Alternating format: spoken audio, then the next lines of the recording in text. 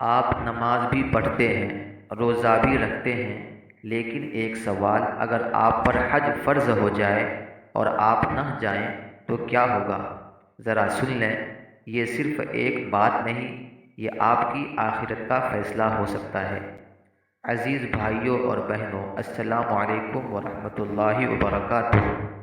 اسلام صرف آسانی نہیں سکھاتا، یہ ذمہ داری بھی سکھاتا ہے۔ کچھ عبادتیں ایسی ہیں جنہیں چھوڑنا صرف کوتاہی نہیں بلکہ خطرہ ہے۔ نماز چھوڑ دیں تو خطرہ، روزہ چھوڑ دیں تو خطرہ، اور اگر حج فرض ہونے کے بعد چھوڑ دیا تو یہ بھی ایک بہت بڑا خطرہ ہے۔ علماء کرام نے لکھا ہے کہ جو شخص قدرت رکھنے کے باوجود حج نہ کرے، اس کے بارے میں سخت الفاظ آئے ہیں۔ یہاں تک کہا گیا کہ اسے ڈرنا چاہیے کہ اس کا خاتمہ ایمان پر ہوگا بھی یا نہیں۔ یہ معمولی بات نہیں ہے، یہ سیدھا سیدھا آخرت کا مسئلہ ہے۔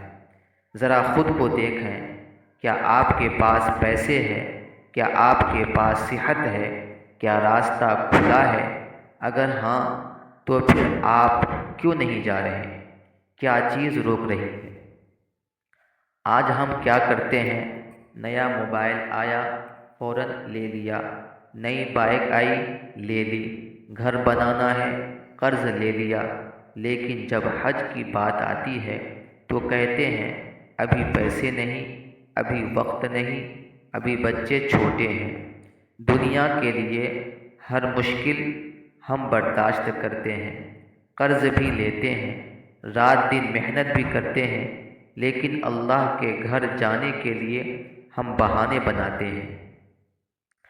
ایک غریب آدمی تھا، ساری زندگی پیسے جمع کرتا رہا، چھوٹے چھوٹے نوٹ، پسینے کی کمائی، صرف ایک خواب کے لیے، یا اللہ ایک بار بلا لے۔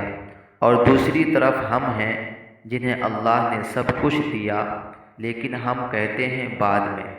ذرا سوچیں، اگر آج موت آ جائے اور اللہ پوچھے میں نے تمہیں سب کچھ دیا تھا تو تم کیوں نہیں آئے، تو ہم کیا جواب دیں گے؟ سب سے بڑا دھوکہ کیا ہے؟ ابھی وقت ہے۔ یہی وہ جملہ ہے جو انسان کو تباہ کر دیتا ہے۔ کل کا کوئی پتہ نہیں۔ حج ایک موقع ہے، یہ ہر سال نہیں ملتا، یہ نصیب سے ملتا ہے، اور جب اللہ بلاتا ہے تو فوراً جانا چاہیے۔ تو اب خود سے پوچھیں، کیا آپ تیار ہیں یا صرف بعد میں کہتے رہیں گے؟ کہیں ایسا نہ ہو کہ دروازہ کھلا تھا، بلایا بھی گیا تھا، لیکن آپ نے دیری کر دی۔